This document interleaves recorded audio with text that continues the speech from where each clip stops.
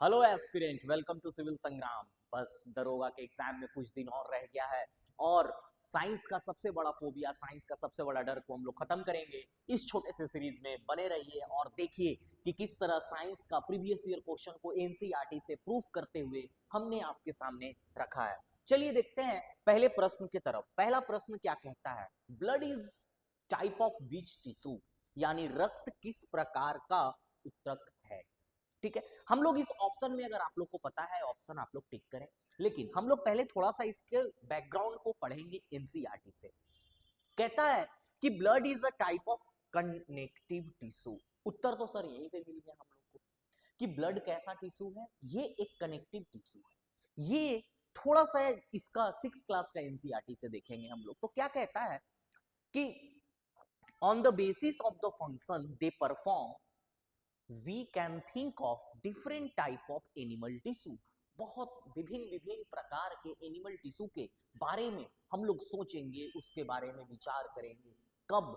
जब हम उस हिसाब से काम करते हैं। मान लीजिए कोई अगर लोहा उठाने का काम कर रहा है तो उसका मसल स्ट्रांग होना चाहिए। कोई अगर कंप्यूटर पे बहुत अच्छा काम कर रहा है तो उसकी आईक्यू, यानी जिस प्रकार के कार्य हम लोग करते हैं, कार्यशैली, वर्क प्रोफाइल, वर्क प्रोफाइल पे डिपेंड करना चाहिए कि which tissue must be strong. ठीक है, such as epithelial tissue, connective tissue, muscular tissue and nervous tissue. यानी जिस जिस प्रकार का कार्य हमारा बॉडी करता है उस प्रकार का टिश्यू जो है अपना अपना कार्य दिखाता है। तो हम लोग इसका बात कर रहे हैं कि ब्लड जो है, blood is a type of connective tissue. Why why would it be called connective tissue? सवाल ये भी बनता है कि सर इसको कनेक्टिव टिश्यू क्यों कहा जाता है, कि इसे कनेक्टिव टिश्यू का नाम क्यों दिया गया। A clue is provided in the introduction of this chapter. और इस चैप्टर के इंट्रोडक्शन में ये आपके लिए है, आप लोग इसको पूरे तरीके से पढ़ेंगे। इसमें हम लोग के लिए इंपॉर्टेंट क्या है? Blood has a fluid liquid matrix called plasma. ये इंपॉर्टेंट है। सवाल देखिए ये आया है, सवाल ये आया है कि हाँ चलिए इसका हम लोग मान देंगे सहयोगी कनेक्टिव टिश्यू। लेकिन अगर इससे और सवाल बनेगा, ये तो हमारा प्रीवियस ईयर पूछा गया सवाल है, अगर भविष्य में और भी कोई सवाल बनता है तो ये वाला पोर्शन बहुत ज्यादा इंपॉर्टेंट होगा। कहता है blood has a fluid liquid called matrix. Matrix, fluid liquid उसको क्या बोलते हैं हम लोग? मैट्रिक्स। और इस लिक्विड को क्या बोलते हैं हम लोग? प्लाज्मा। जिसके अंदर क्या होता है? Red blood cell, white blood cell and platelet suspended. यानी ये आपका प्लाज्मा हो गया, ये आरबीसी, ये डब्ल्यूबीसी और प्लेटलेट्स, तीनों जो है इसके अंदर खरबूजे के, तरबूजा के बीज के जैसे एक प्लेट में रखा हुआ प्रतीत होता है। ठीक है, द प्लाज्मा कंटेन, और प्लाज्मा जो है ये जो फ्लूइड लाइक स्ट्रक्चर है जिसके अंदर आरबीसी, डब्ल्यूबीसी और प्लेटलेट्स तीनों हैं, इसके अंदर क्या है? ये किससे बना है? प्रोटीन और सॉल्ट एंड हार्मोन्स। ये एग्जाम में पूछा गया सवाल है कि plasma contains protein, salt and hormones. Blood flows and transport gases, ये फंक्शन ऑफ ब्लड है। ये देखिए एक ही स्लाइड से कितना ज्यादा सवाल हम लोग ने कर दिया। इसी को बोलते हैं type of question from one topic. एक टॉपिक से बहुत सारे सवाल। ठीक है, blood flows and transport gases, gases का ट्रांसपोर्टेशन होता है, digested food, hormones and waste material to the different part of the body. हर विभिन्न विभिन्न प्रकार के अंगों में ब्लड का फंक्शन है ये कि वो क्या करे? खून खून के खून जो है, रक्त जो है वो प्रोटीन ले जाए, फैट ले जाए, सॉल्युबल मिनरल्स ले जाए, गैसेस ले जाए, फूड मटेरियल ले जाए, ताकि जहां पर आपके बॉडी में कट है, जहां ग्रोथ का जरूरत है वहां पर पहुंचे। यहां पर बात ये क्लियर होता है एनसीईआरटी का लाइन का। चलिए दूसरे प्रश्न की तरफ पढ़ते हैं। Which phenomena explain the twinkling of star, यानी यानी कह रहा है तारों के टिमटिमाने की व्याख्या कौन सी घटना करती है। आपको अगर उत्तर पता है तो बहुत अच्छा। आइए पहले हम लोग इसके व्याख्या को समझते हैं, उसके बाद हम लोग उत्तर के पास पहुंचते हैं। जिनको नहीं पता कोई बात नहीं। Twinkling of a star is due to atmospheric reflection, यानी अपरिवर्तन के वजह से होता है। ठीक है, यहाँ पर हम लोग को उत्तर मिल चुका है, यानी एटमॉस्फेरिक रिफ्रैक्शन वायुमंडलीय अपरिवर्तन की वजह से होता है। अब आइए थोड़ा सा, ये सर वायुमंडलीय अपरिवर्तन होता क्या है, एटमॉस्फेरिक रिफ्रैक्शन होता क्या है, और अगर इस टॉपिक से सवाल बनेगा लाइट चैप्टर का तो सर और कैसा सवाल बन सकता है उसको देखते हैं। ये आपका वायुमंडल है, ठीक है, ये आप धरती पे रह रहे हो, ये आपका कवरिंग है। कवरिंग कहने का मतलब कि ये आपका छत है, आसमान भी एक छत होता है, जिस तरह तारों का चमकना गहना होता है उसी तरह हमारा आसमान भी एक छत होता है। दिस इज द अर्थ, ये धरती है, ये हमारा आसमान है, छत है। तो आसमान के ऊपर और भी बहुत सारे लेयर्स हैं, इस तरह के लेयर्स से मिल करके हमारा जो वायुमंडल है वो बना हुआ है, एटमॉस्फेयर बना हुआ है। तो जब कोई रे ऑफ लाइट सूरज दादा से इधर से निकलता है, इधर से निकलता है, तो निकलने के बाद ये देखिए कितने सारे लेयर्स से टकराता है। ये एक लेयर, दो लेयर, तीन लेयर, चार लेयर, पांच लेयर, छठा लेयर, मतलब 5 से 6 लेयर पे टकराने के बाद हमारे पास पहुंचता है। हम लोग पढ़े हैं अपरिवर्तन उसे कहते हैं, रिफ्रैक्शन या अपरिवर्तन उसे कहते हैं जब कोई रे ऑफ लाइट, जब कोई तरंग एक माध्यम से दूसरे माध्यम में जाए और जाने के पश्चात उसकी दिशा में थोड़ी सी हमें झलक, बेंडिंग, झलक यानी बेंडिंग, बेंडिंग देखने को मिले। जाना इसको ऐसे चाहिए था, ये चला ऐसे जाएगा। ऐसा क्यों होता है सर? ऐसा इसलिए होता है क्योंकि इस माध्यम में और इस माध्यम के बीच में क्या है, दोनों के स्पीड ऑफ लाइट में अंतर है। यहाँ पर स्पीड ऑफ लाइट कुछ और है और यहाँ पर स्पीड ऑफ लाइट कुछ और है। तो स्पीड ऑफ लाइट अलग अलग होने के वजह से माध्यम में लाइट जो है क्या होता है, अपने राहों से थोड़ा सा भटक जाता है, झलक जाता है। उसी को हम लोग क्या बोले थे, अपरिवर्तन, रिफ्रैक्शन बोले थे। तो यहाँ पर देखिए इसी तरह से यहाँ से रे ऑफ लाइट जब आता है तो बहुत माध्यम अलग अलग है। यहाँ पर स्पीड ऑफ लाइट कुछ और होगा, यहाँ पर कुछ और होगा, यहाँ पर कुछ और, यहाँ पर कुछ और नीचे कुछ और होगा। तो इस तरह से स्पीड ऑफ लाइट अलग अलग होने के वजह से लाइट जो है अपने राहों से भटकते जाता है। इसी वजह से ये हम लोग को क्या दिखता है, टमटिमाता, चिमचिमाता दिखता है। देखिए रे का लाइट ये है लेकिन भटक के ऐसे हो गया, तो इस लड़का को कहाँ दिख रहा है, एपरेंट स्टार पोजीशन। ये एनसीईआरटी का कटिंग है, ठीक है। चलिए नेक्स्ट में हम लोग पढ़ते हैं, which organ purify blood in human being.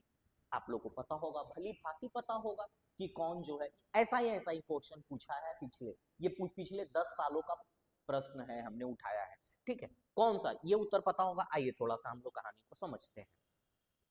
क्या कहता है, ये 7, 6 या 8 क्लास का होगा मेरे हिसाब से। अवर ऑर्गन और tissue, there are various specialised activities going on. हमारे ऑर्गन्स और टिश्यू में, हमारे अंग में बहुत भिन्न भिन्न प्रकार के गतिविधियां जो है, खटमंडल खटमंडल हो रहा है, ठीक है। द हार्ट इज बीटिंग, धड़कन धड़क रहा है तेरे प्यार में। द लंग्स आर ब्रीदिंग, और सांसें चल रही है तेरे इंतजार में, ठीक है। The kidney is filtering the urine, यही तो बात है सर, यही तो सवाल है। Kidney is filtering the urine, हमें तो मिल गया sir. Which organ purify the blood, बात हो रहा था रक्त को प्यूरिफाई कौन करता है, तो रक्त का प्यूरिफिकेशन तो किडनी कर रहा है, गुर्दा, हमको पता है सर। लेकिन आते हैं थोड़ा सा और हम लोग इसके डिटेलिंग के साथ हम लोग आगे बढ़ते हैं कि सर और कुछ प्रश्न बन सकता है क्या। The brain is thinking, brain सोचने का काम कर रहा है। All these activities are interconnected, ऐसा नहीं है कि अगर आपका किडनी फिल्टरिंग कर रहा है, लंग्स आपका सांस ले रहा है, तो आपस में कोई तालमेल नहीं है। सब में एक तालमेल है, और इस तालमेल का कंट्रोल किसके पास है, ब्रेन के पास है, ठीक है। थोड़ा सा तालमेल गड़बड़ाता है, हम लोग वोमिटिंग कर देते हैं। बेस्ट एग्जांपल क्या है, हम लोग अगर गाड़ी में चल रहे हैं, हमारा वही ना माइंड जो है हमारे बॉडी से मैच नहीं कर पाता है, हमारे कान जो है वो मैच नहीं कर पाता है, मैसेज नहीं पहुंचा पाता है, तो हम लोग क्या करते हैं, चलते गाड़ी में वोमिटिंग कर देते हैं। ठीक है, तो ये तालमेल नहीं होने के वजह से वोमिटिंग होता है। हमारे ब्रेन और हमारे ईयर और बॉडी के बीच में एक तालमेल, एक समन्वय नहीं बैठ पाता है, इसके वजह से हम लोग चलते गाड़ी में उल्टी कर देते हैं।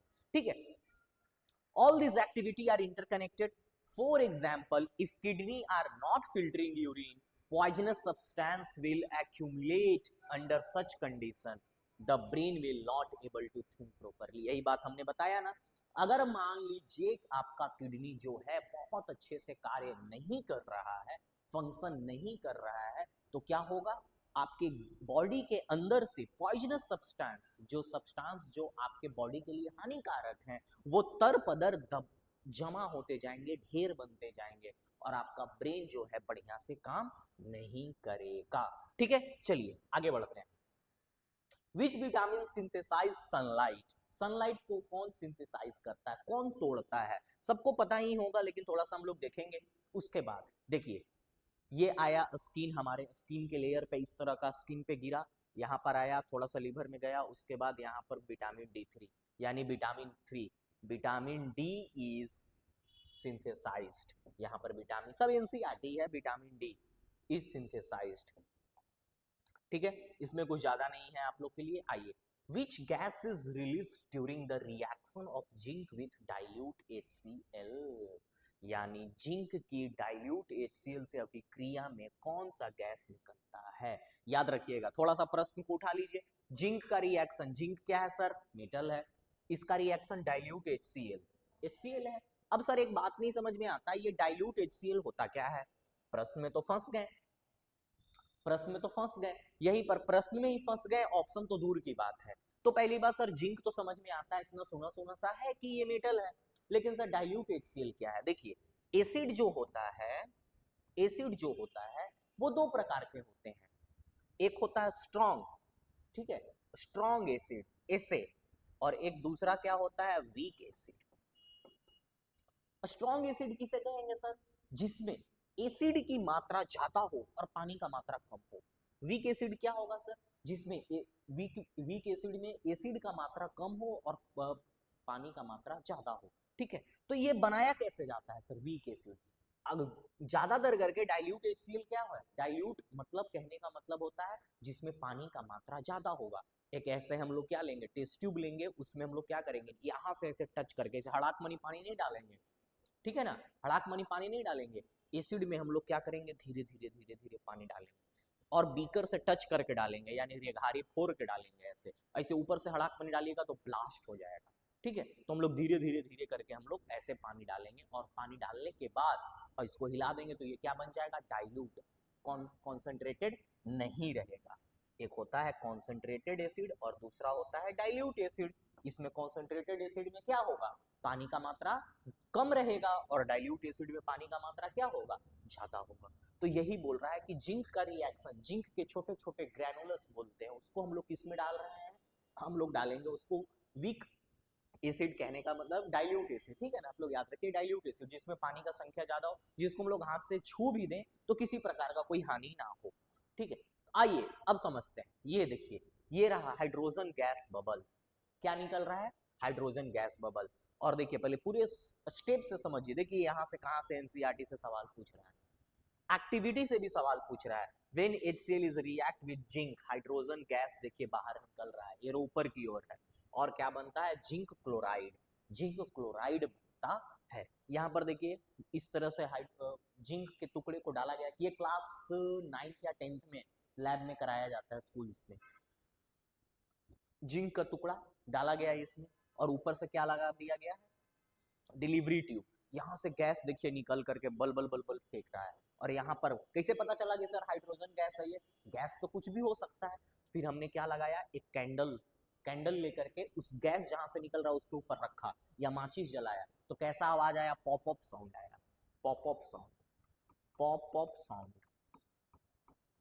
से पुट पुट आवाज आया। तो ये प्रूफ करता है द पॉप अप साउंड, ये भी एक एग्जाम में पूछा जा चुका है कि किस साउंड से पता चलता है, प्रूफ करता है कि ये हाइड्रोजन गैस है, जब जिंक जो है डाइल्यूट HCl के साथ रिएक्ट करता है, पॉपअप साउंड।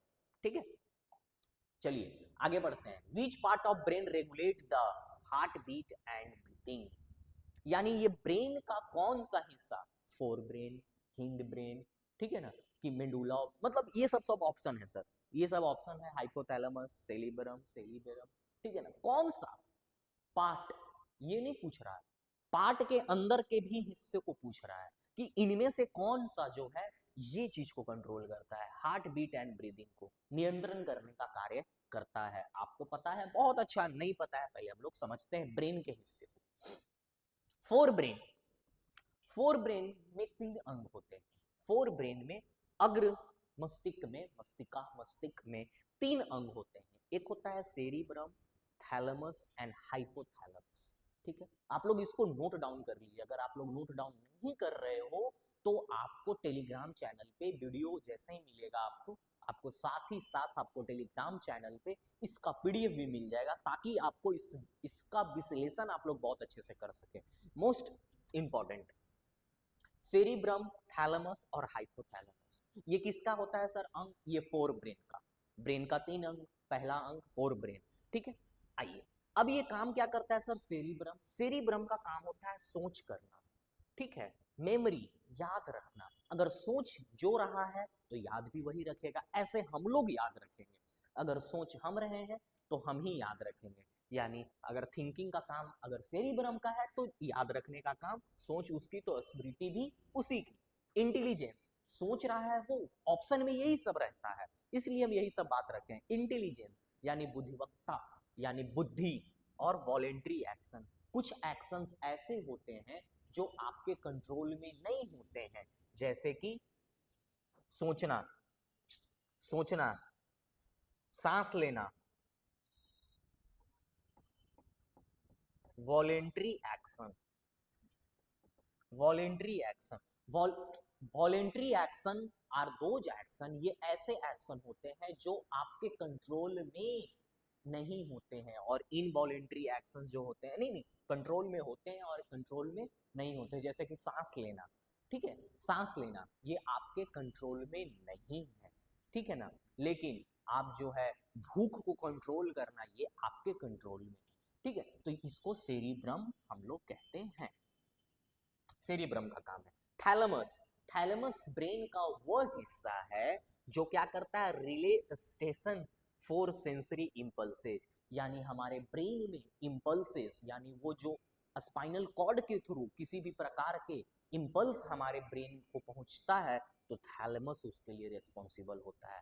और देखिए hypothalamus, body temperature, hunger, thrust, emotion, तापमान, भूख, प्यास, भावनाएं नियंत्रण करने का कार्य करता है। तो सवाल कुछ ऐसा ही था क्या, सवाल तो ऐसा ही था, हृदय गति एवं श्वास को नियंत्रण करने वाला मस्तिष्क का कौन सा भाग है, तो हाइपोथैलेमस। दूसरा एक इंपॉर्टेंट बात जो परीक्षा में पूछा गया है वो क्या है, कि लार्जेस्ट पार्ट ऑफ ब्रेन होता है सेरिब्रम, ठीक है ना। दूसरा हम लोग पार्ट को देख लेते हैं, क्विक रिवीजन कर लेते हैं, क्योंकि इससे बहुत इंपॉर्टेंट सवाल बनता है। मिड ब्रेन, मध्य मस्तिष्का, ये visual and auditory reflexes connect fore brain and hind brain. Fore brain और हिंड ब्रेन, ये रहा आपका फोर ब्रेन, ये रहा आपका, इसको आप लोग ऐसे समझिए, याद रखना बहुत इंपॉर्टेंट है। ये आपका फोर ब्रेन, ये आपका मिड ब्रेन और ये आपका हिंड ब्रेन, ठीक है। ये फोर ब्रेन, मिड ब्रेन और हिंड ब्रेन, FMH, ठीक है, FMH से याद रखते हैं हम लोग। तो फोर ब्रेन और हिंड ब्रेन को कौन जोड़ता है, ये बहुत परीक्षा में पूछा जाता है। वो कौन जोड़ता है, मिड ब्रेन। ये मिड ब्रेन का काम है कि फोर ब्रेन और हिंड ब्रेन को जोड़ें। सर क्यों जरूरत है जोड़ना, अगर नहीं जोड़ेंगे तो ये क्या है, ये सोचने वाली शक्ति है, ये सोचने वाला बैंक है, ये सोचता है तो ये क्या करता है, ये कुछ कुछ ऑर्डर देता है, अभी हम लोग देखेंगे।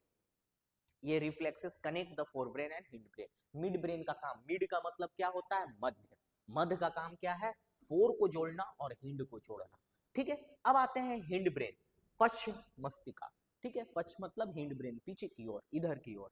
इसमें कितने हैं, इसमें सेरिबेलम, पोन्स और मेडुला ऑब्लिंगेटा, यानी बैलेंस, पोस्चर, आप सीधा खड़ा हो पाते हैं, आप पतली राहों में चल पाते हैं, आप जो है मोटरसाइकिल लेकर के सीधा चला पाते हैं। ये क्यों? बैलेंस, पोस्चर, मसल कोऑर्डिनेशन, यानी संतुलन किसके बीच में? आपके मसलों के बीच में। ये सेरिबेलम का काम होता है। Pons help in the respiration, connect the brain parts, brain के बहुत सारे अंगों को ये कनेक्ट करने का काम करता है। ये जितने भी अंग इधर से निकले हैं वो medulla oblongata, involuntary activity, heart beat, involuntary activity हमने बताया ना आपको, जिस पे हमारा कोई नियंत्रण नहीं होता है, जैसे कि हार्ट बीट, ब्रीदिंग, स्वेलिंग, घोटना, मुंह में पानी लिए रखिए, ठीक है, फेंक देना अलग बात है, लेकिन आप उसको बहुत देर तक रोक नहीं पाइएगा, वो अपने आप अंदर चला जाएगा।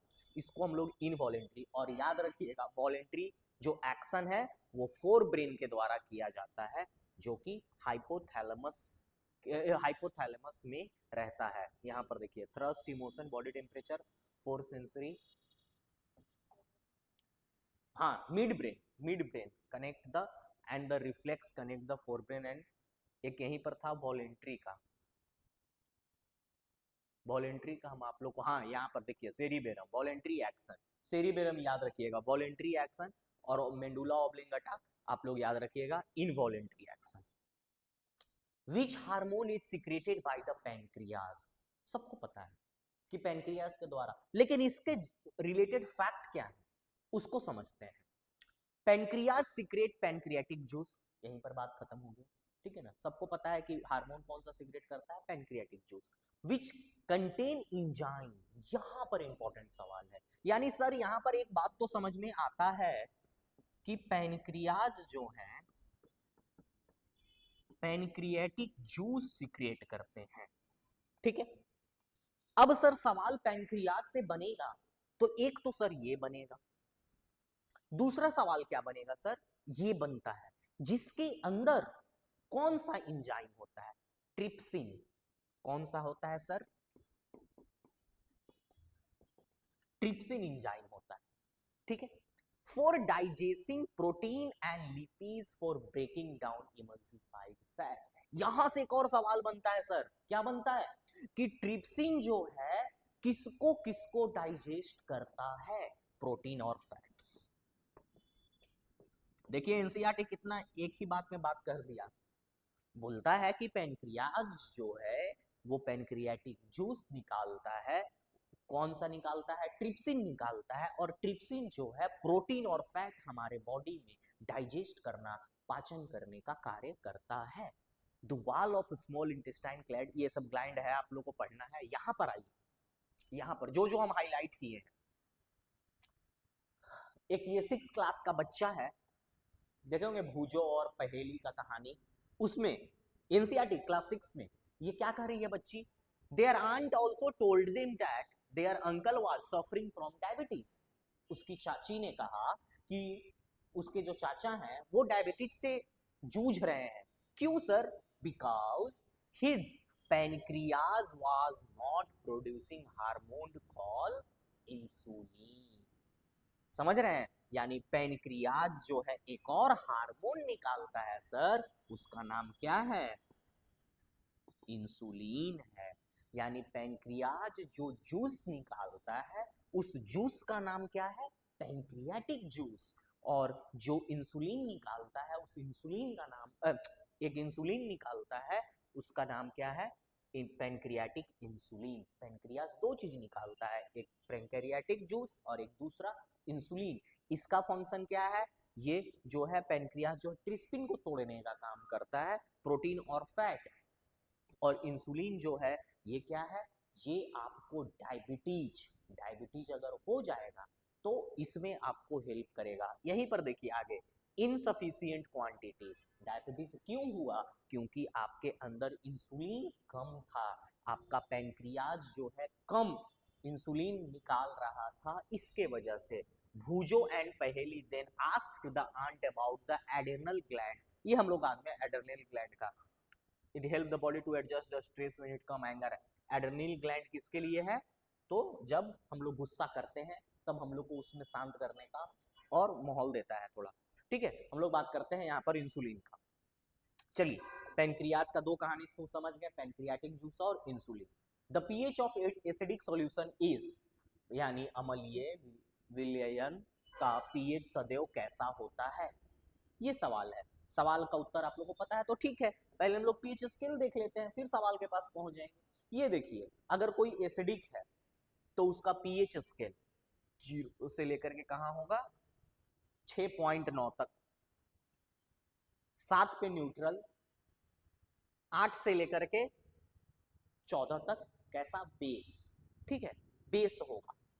देखिए तो 0 पे जो है, 0 पे है एकदम पूरा टह टह लाल है, फिर उसका लालीपन थोड़ा थोड़ा कम हो रहा है, थोड़ा सा वो ऑरेंज होने लगा, थोड़ा सा वो और रंग बदलते रहा, रंग बदलते बदलते वो क्या, हरापन की तरफ पहुंच चुका है। तो हम लोग एक और यहाँ पे सवाल पूछा जाता है घुमा करके कि कोई भी पदार्थ जो है अगर वो एसिडिक है, अम्लीय है, तो अगर वो बेस की तरफ जाएगा तो उसका रंग कैसा होते जाएगा। देखिए कैसा हर्रा होते जा रहा है, धीरे धीरे हर्रा होते जा रहा है, और न्यूट्रल पे जाकर के हर्रा हो जाएगा, और बेस पे जाकर के क्या हो जाएगा, ब्लू हो जाएगा। B for base, B for blue.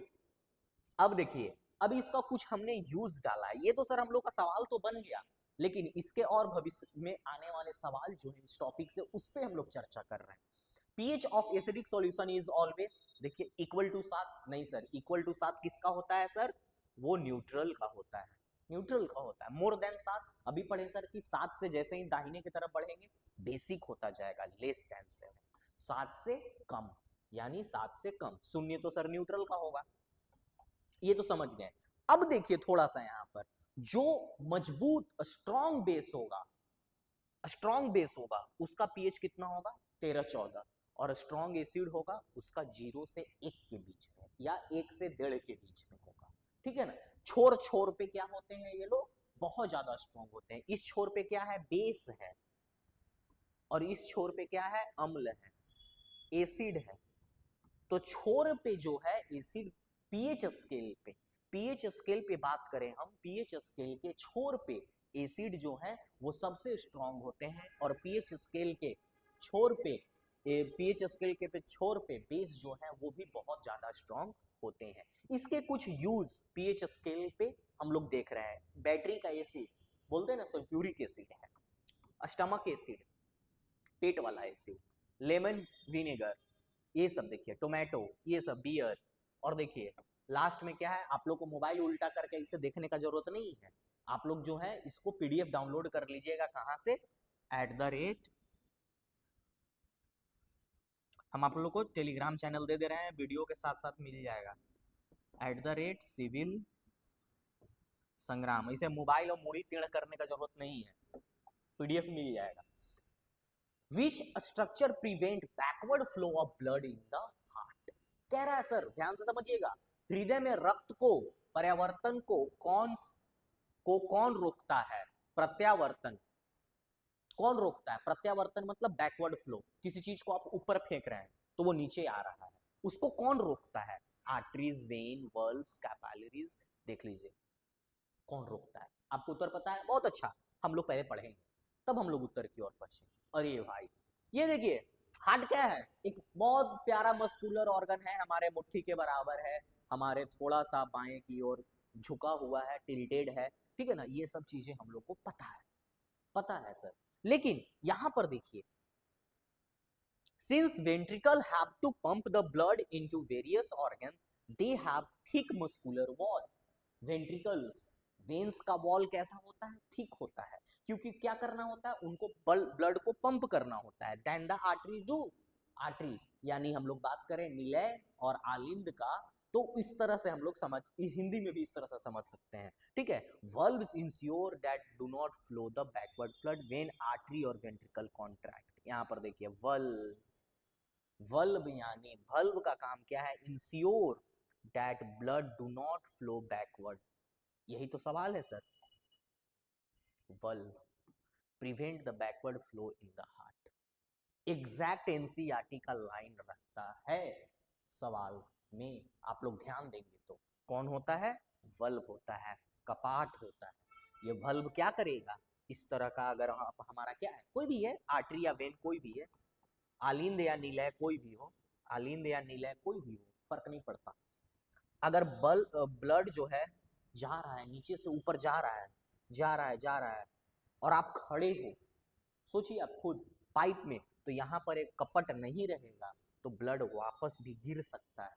इसीलिए बल्ब प्रेजेंट होता है ताकि आपके ब्लड फ्लो को रोकने में मदद करे। ठीक है। The unit is use to measure electric power, यानी विद्युत शक्ति मापने की इकाई कौन सी है? यूनिट यूज टू मेजर, सबको पता होगा इलेक्ट्रिक पावर और किस में मेजर करते हैं, लेकिन हम लोग यहाँ पढ़ लेंगे यहीं पर। देखिए SI unit of electric power is what. क्या है? वाट है। ठीक है, एनसीईआरटी से डायरेक्ट है। इलेक्ट्रिक पावर का वाट है, इलेक्ट्रिक एनर्जी का हम आगे भी सवाल में कराएंगे अभी आप लोग। पावर का वाट, यहाँ पर कुछ कुछ है जो परीक्षा में बार बार पूछे गए हैं आपसे, आपके परीक्षा में। तो ये तो एक सवाल हुआ, लेकिन हम ऐसे फालतू का, हम टाइम पास के लिए हम ऐसे 25 सवाल नहीं बना सकते थे, यहीं पे लिख दिए कि भैया अभी तक के परीक्षा में यही का पूछा है। ठीक है। Energy, joule, current, ampere, voltage का वोल्ट, रेजिस्टेंस, ओम, यहीं से ओम्स लॉ से सवाल भी पूछा गया है कि ओम्स लॉ का जो दोनों स्टेटमेंट है उसको स्टेटमेंट को आप लोग को याद रखना पड़ेगा। ठीक है। Force Newton, pressure pascal, frequency hertz. Which metal is extracted bye electrolytic reduction, धातु का निष्कर्षण विद्युत उपघटन द्वारा किया जाता है। कौन सी धातु, किस धातु का? आइए, किस धातु को हम लोग इलेक्ट्रोलिटिक रिडक्शन से बाहर निकालते हैं? ये बहुत अच्छा केमिस्ट्री का सवाल है, इस पे ध्यान दीजिएगा। अभी हम लोग, आप लोग को उत्तर पता है, बहुत अच्छा। आइए हम लोग समझते हैं। पहली बात कि the metal high up with the reactivity series are very reactive. जो मेटल रिएक्टिविटी सीरीज में ऊपर की ओर होते हैं वो क्या होते हैं? रिएक्टिविटी सीरीज में जो मेटल ऊपर की ओर होते हैं वो क्या होते हैं? वेरी रिएक्टिव, बहुत ज्यादा रिएक्टिव होते हैं। They can not be obtained from the compound by heating with carbon.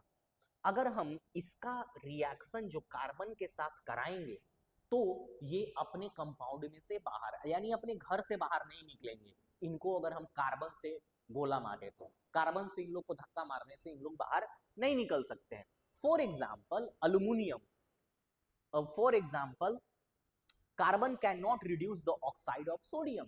Carbon का औकात नहीं है कि सोडियम के ऑक्साइड्स को बाहर निकाल दे, मैग्नीशियम को बाहर निकाल दे, क्योंकि सब क्या है? कार्बन से ऊपर है।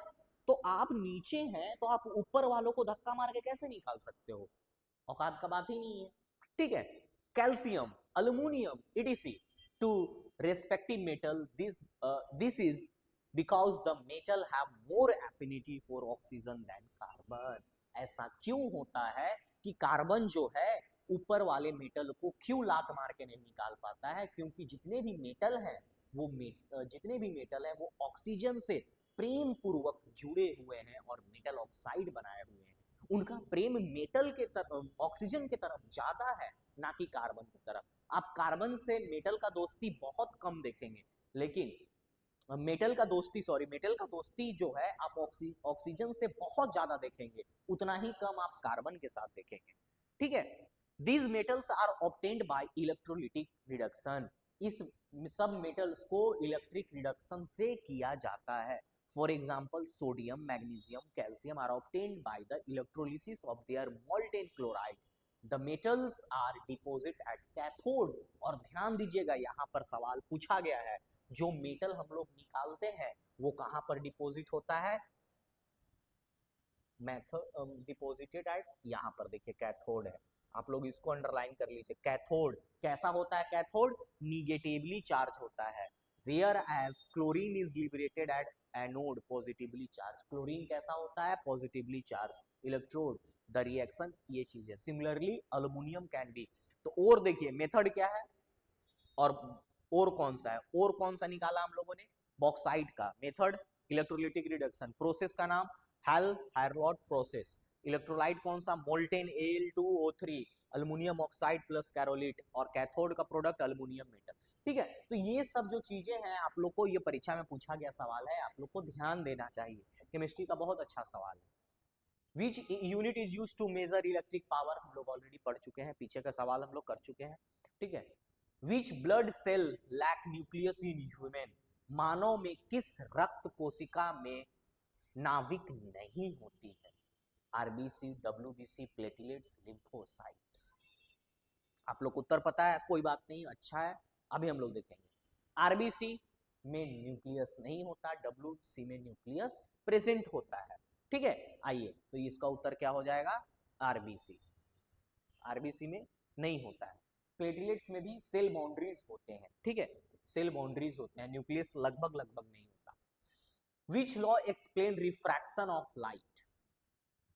इसमें से कौन सा लॉ जो है रिफ्रैक्शन ऑफ लाइट यानी अपरिवर्तन की व्याख्या देती है? न्यूटन का लॉ सर, छांटो यहीं से भाई, फोर्स से रिलेटेड है सर। स्नेल्स लॉ, हाँ कुछ तो है सर, लाइट चैप्टर में ही पढ़े थे स्नेल्स लॉ। ओम्स लॉ तो सर इलेक्ट्रिसिटी से रिलेटेड है। बॉयल्स लॉ सर केमिस्ट्री का कुछ, गैस, एटमॉस्फेरिक प्रेशर, ऐसा कुछ सर, ये तो पक्का केमिस्ट्री से है। एक ही तो बच गया sir, Snell's law. Snell's law ही तो कहता है एंगल आई, यहीं पर तुम लोग पढ़े थे, angle I is equal to angle R. यहाँ पर साइन, दो हम यहाँ पढ़े थे हम लोग। चलिए यहाँ पर आप लोग को रिवीजन करा देते हैं। Sine i, angle I is equal to angle r, sine i by में sine r is equal to constant. यही तो पढ़े थे हम लोग, स्नेल्स लॉ यही तो कहता है, ठीक है ना। आइए थोड़ा सा एनसीईआरटी में सर कहाँ दिया हुआ है, एनसीईआरटी में यही तो दिया हुआ है sir, ratio of angle of sine of incidence to the sine of refraction is constant at two transparent medium which is termed as refractive index. यही तो पढ़े थे सर हम लोग, ठीक है ना, ये एनसीईआरटी का आप लोग के पास है। Which gas is responsible for rusting of iron?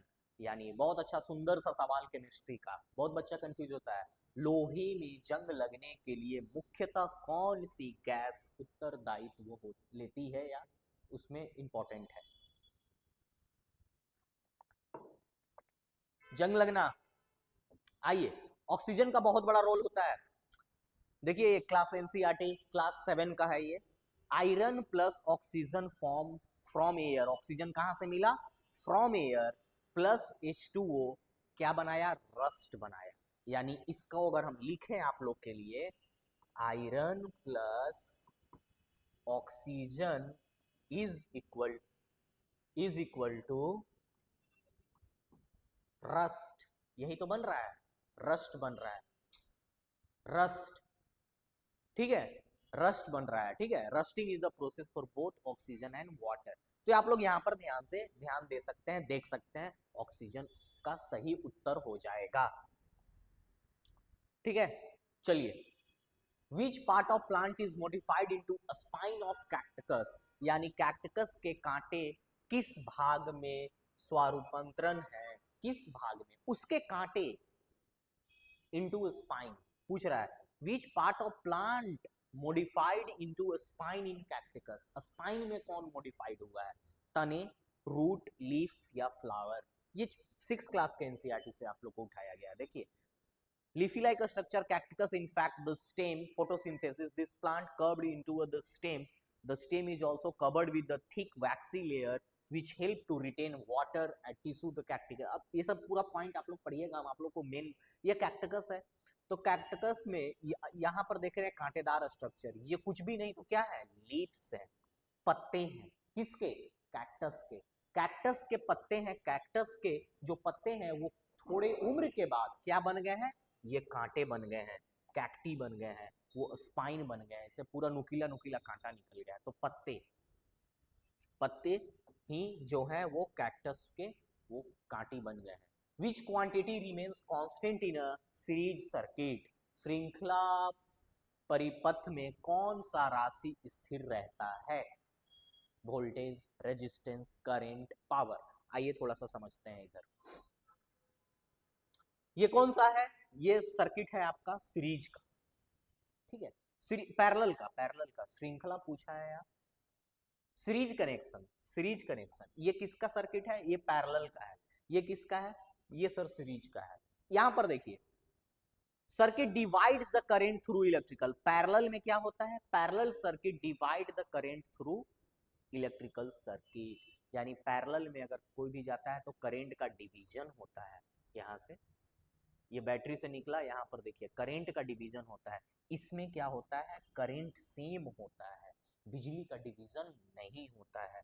अगर हम यहाँ पर आप लोग को बताएं तो विच क्वांटिटी रिमेन कांस्टेंट, तो कांस्टेंट कौन सा है, करंट, धारा, धारा यहाँ पर कांस्टेंट होता है। यहाँ पर देखिए ना पैरेलल में चेंज हो रहा है, पैरेलल में चेंज हो रहा है, पैरेलल में देखिए करंट डिवाइड, तो अगर पैरेलल में डिवाइड हो रहा है तो सीरीज में क्या होगा, कांस्टेंट रहेगा, बदलेगा नहीं धारा।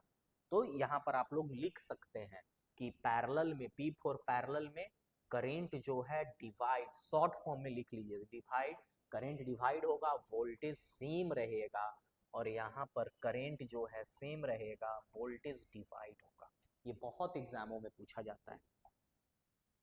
विच acid is present in ant sting, यानी जब चींटी का डंक लगता है तो उस डंक में चींटी का कौन सा एसिड प्रेजेंट होता है। आप लोग को उत्तर पता है, बहुत सही, नहीं पता है, ये देखिए 6 क्लास का एनसीईआरटी में एसिड, व्हेन आंट बाइट्स, जब आंट काटती है, it inject the acid liquid, कौन सा, ब्रैकेट में देखिए लिखा हुआ है formic acid, into the skin, कहा, हमारे स्किन में ये डालती है, ठीक है। The effect of acid can be neutralised by, कैसे, अब यहां पर तो सवाल हो गया सर, हम लोग तो सवाल पढ़ लिए और यहाँ पर फॉर्मिक एसिड टिक भी मार दी, ठीक है। अब हम लोग को आना है सर, समझना है कि the effect of acid can be neutralised, जब चींटी काट दिया और दर्द होने लगा, लाल होने लगा, फूलने लगा, तब उसको हम लोग कैसे ठीक कर सकते हैं, by applying sodium hydrogen carbonate, इसी को हम लोग क्या कहते हैं, बेकिंग सोडा, और calamine solution which contains zinc carbonate, इसके अंदर क्या होता है, जिंक कार्बोनेट होता है, ठीक है। चलिए यहां पर देखिए थोड़ा सा आप लोग के लिए ये बनाया गया है, हाइड्रोक्लोरिक एसिड कहाँ प्रेजेंट है, स्टमक में, सल्फ्यूरिक एसिड कहाँ है, कार बैटरी में, तो ये सब जो चीजें हैं आप लोग के एग्जाम पॉइंट ऑफ व्यू से बहुत ज्यादा इंपॉर्टेंट है, ठीक है।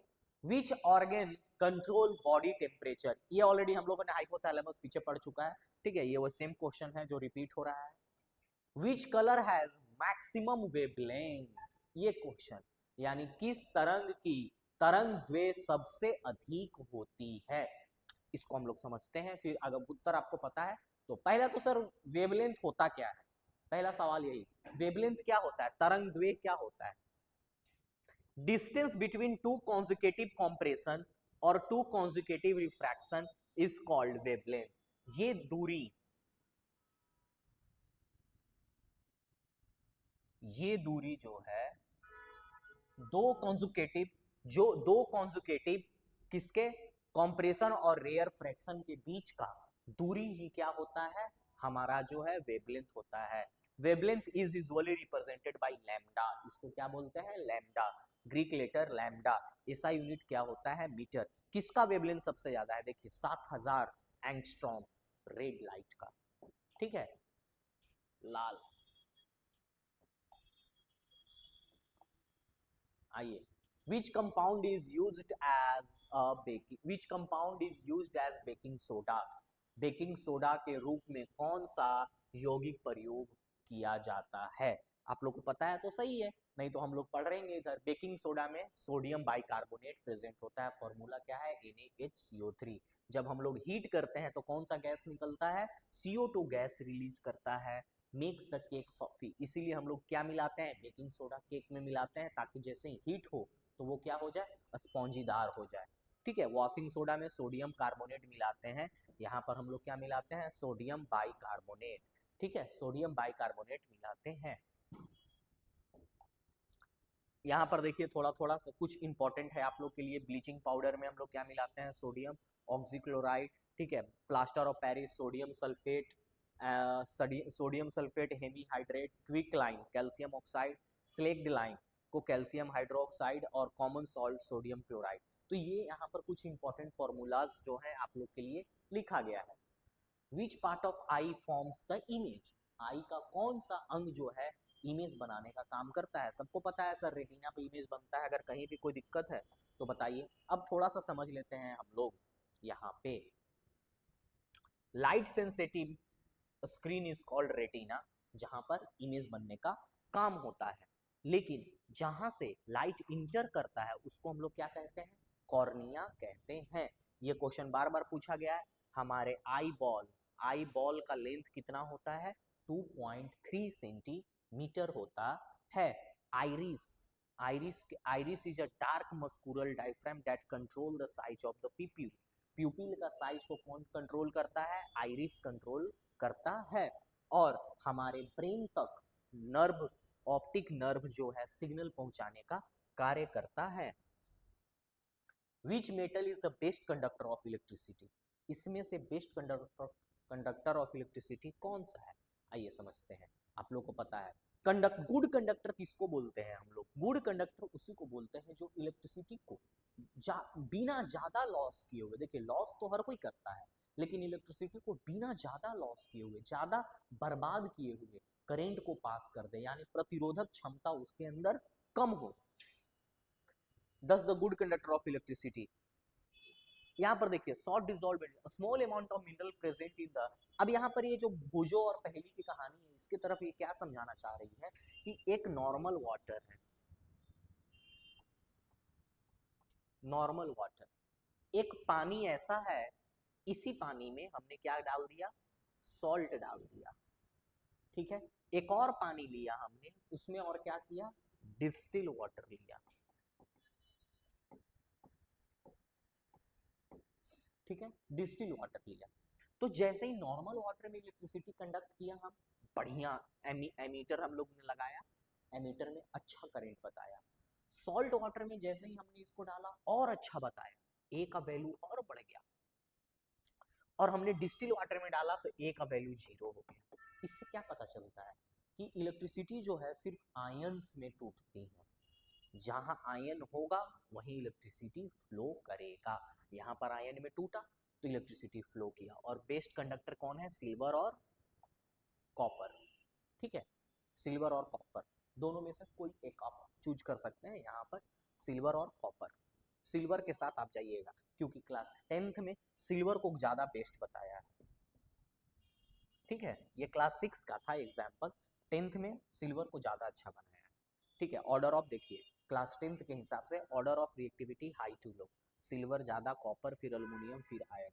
बेस्ट कंडक्टिव इलेक्ट्रिसिटी कौन है, silver. Most use in wiring copper, क्योंकि कॉपर कॉस्ट इफेक्टिव है, ठीक है ना। सिल्वर से आप वायरिंग करिएगा तो आपका वायरिंग चोरी हो जाएगा, लेकिन कॉपर से करिएगा तो वो भी चोरी होता है, लेकिन वो थोड़ा सा कॉस्ट इफेक्टिव होता है। Which process releases energy in cell, energy कौन सा प्रोसेस से रिलीज होता है सेल में, तो ये सर सबको पता है सर, रेस्पिरेशन, रेस्पिरेशन के तहत होता है। Respiration is the necessary for all living organism, तो it is through respiration that the body finally absorb energy in the form food we take. देखिए finally obtain energy, obtain energy, हम लोग energy लेते हैं in the form of respiration, जो खाना हम लोग खाते हैं, ठीक है। ऑर्गेनिज्म जीव और कुछ उसके रेस्पिरेशन ऑर्गन को देख रहे हैं हम लोग। ह्यूमन, मनुष्य, मनुष्य लंग्स से लेता है, मछली गिल्स से लेता है, frog skin plus lungs, earthworm moist skin, cockroach जो है ट्रैकियल सिस्टम, बर्ड जो है lungs plus air sacs, plant जो है स्टोमाटा से, अमीबा जो है सेल मेम्ब्रेन से, बैक्टीरिया जो है सेल मेम्ब्रेन से। तो ये सब चीजें हैं, आप लोग को स्क्रीनशॉट नहीं लेना है, आपको पीडीएफ कहाँ मिल जाएगा, @सिविल संग्राम के टेलीग्राम चैनल पे। Which gas is use in a fire extinguisher, कौन सा गैस फायर एक्सटिंग्विशर में यूज किया जाता है, आप लोग को उत्तर तो पता ही होगा कि कार्बन डाइऑक्साइड का यूज हम लोग करते हैं। देखिए कार्बन डाइऑक्साइड को कैसे प्रेस करके रखा जाता है, it can be stored at high pressure as a liquid in cylinder, cylinder में वो लिक्विड के फॉर्म में रखा जाता है। जैसे ही उसके इस बल्ब को हम लोग हटाते हैं यहाँ से, वो क्या करता है, एटमोस्फेयर से रिएक्ट करता है, और रिएक्ट करने के बाद वो गैस इंस्टेंटली कन्वर्ट हो जाता है इन the form LPG store cylinder. when it is released from the cylinder CO2 expand enormously, enormously का मतलब क्या होता है, बहुत खतरनाक तरीके से, enormously in the volume and cools down, और निकलते के साथ वो ठंडा होता है। so it is not only form a blanket around the fire, it also bring down the temperature of the fuel, और वो सिर्फ वो ठंडा होता है तो वो सिर्फ और सिर्फ आग को बुझाने का काम नहीं करता है, वहां का वातावरण को भी ठंडा करता है, शांत करता है। अब इसके क्या है भाई साहब, like sodium bicarbonate baking soda से मिलके बने हुए हैं, ये क्वेश्चन है, ठीक है।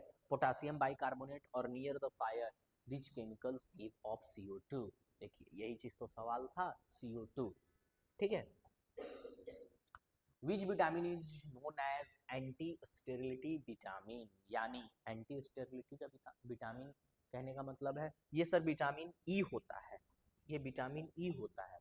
अब एंटी स्टेरिलिटी क्या होता है सर, विटामिन ई को एंटी स्टेरिलिटी विटामिन कहा जाता है क्योंकि यह प्रजनन क्षमता यानी फर्टिलिटी को बनाए रखने में मदद करता है। इसकी कमी से बांझपन स्टेरिलिटी विशेषकर प्रजनन तंत्र से जुड़ी समस्या हो सकती है। बात समझ गए, रिप्रोडक्टिव प्रॉब्लम्स हो सकते हैं आपको, सेक्सुअलिटी प्रॉब्लम हो सकते हैं आपको। यह एक एंटीऑक्सीडेंट भी है जो कोशिकाओं को क्षति से बचाती है। कोई दिक्कत यहाँ पर, ये एक एंटीऑक्सीडेंट भी है जो कोशिकाओं को क्षति होने से बचाती है। तो ये 3-4 पॉइंट है जो परीक्षा में पूछा गया, ये एनसीईआरटी से लिया गया है, ठीक है।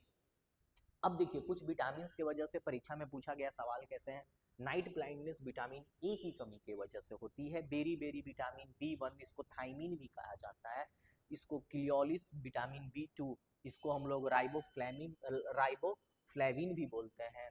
प्लेग्रा हम लोग विटामिन B3 नाइकिन की कमी से भी होती है। पेरिनीशियम एमेनिया, ये सब चीज, स्कर्वी, रिकेट्स, ओस्टोमेलिकिया, एंटी स्टेरिलिटी, और यहाँ पर देखिए ब्लड क्लॉटिंग विटामिन के। तो आपको थोड़ा थोड़ा ये सब जो चीजें पुराने एग्जामों में पूछा गया है वो सब आप लोग को ध्यान रखना है, याद रखना है। Which substance is used as electrolyte in dry cell, dry cell में इलेक्ट्रोलाइट के रूप में कौन सा सब्सटेंस का हम लोग प्रयोग करते हैं। उत्तर आपको पता है, बहुत अच्छा, नहीं पता है हम आपको समझाएंगे।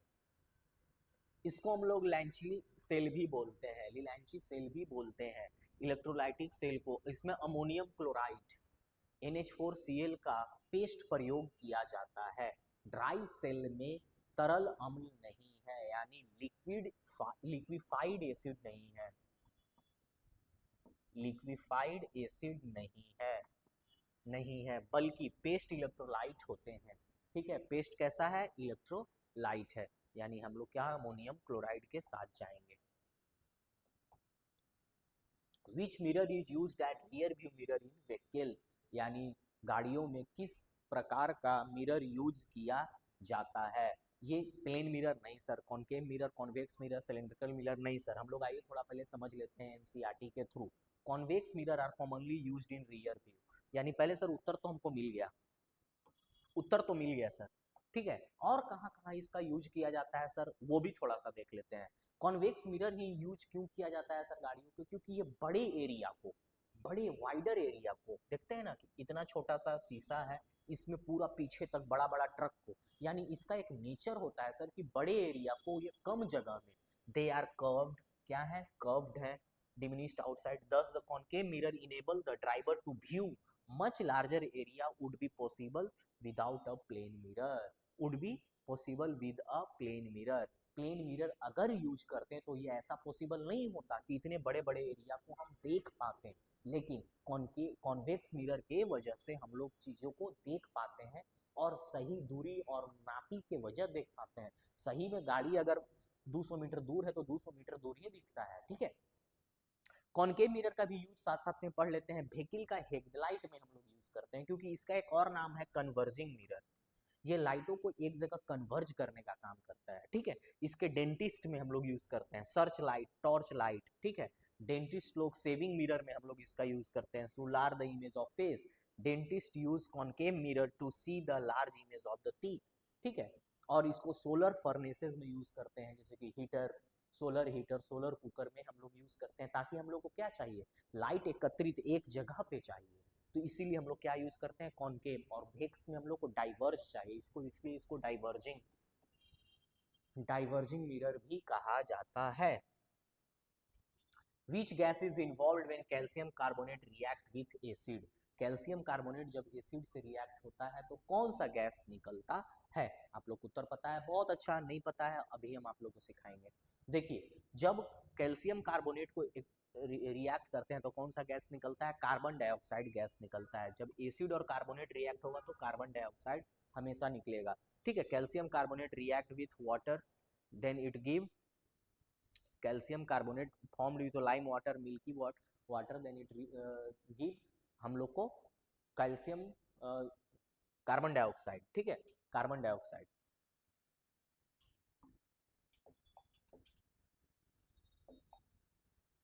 विच part of ear help in maintaining the balance, कौन सा पार्ट जो है हम लोग का ईयर जो हेल्प करता है मेंटेनिंग द बैलेंस, ये हम लोग को कौन सा हेल्प करता है, semi circular canal, semi circular canal. ठीक है, सेमी सर्कुलर कैनाल कहाँ प्रेजेंट होता है, हमारे ईयर के अंदर वाले हिस्से में, वो हम लोग को हेल्प करता है बैलेंस देने में ईयर, क्योंकि ब्रेन के अंदर जो लिक्विड प्रेजेंट है, इसके अंदर खास करके लिक्विड प्रेजेंट है, वो हमारे मूवमेंट के हिसाब से एडजस्ट करता है और ब्रेन को इंफॉर्मेशन देता है कि ये फास्ट चल रहा है तो इसको फास्ट का मूवमेंट दो, स्लो चल रहा है स्लो का मूवमेंट दो। ठीक है, खत्म हो गया। चलिए ठीक है, हम लोग इतना ही। अगर ये सेशन आप लोग को बहुत अच्छा लगा होगा, you must have to appreciate this session. ठीक है, आप लोग को इस सेशन में अपने अपने राय को जरूर देना है। अगर इसी तरह के सेशंस और भी चाहिए, इफ यू हैव डाउट, आप लोग इस पे कांटेक्ट कर सकते हैं टेलीग्राम चैनल पे। और we have our offline centre at Gaya college, Gaya Central Bank of India, opposite to the Central Bank of India. कोई भी प्रॉब्लम हो तो आप इस नंबर पे कांटेक्ट कर सकते हैं। And study hard until you get selected. Very very thankful to you.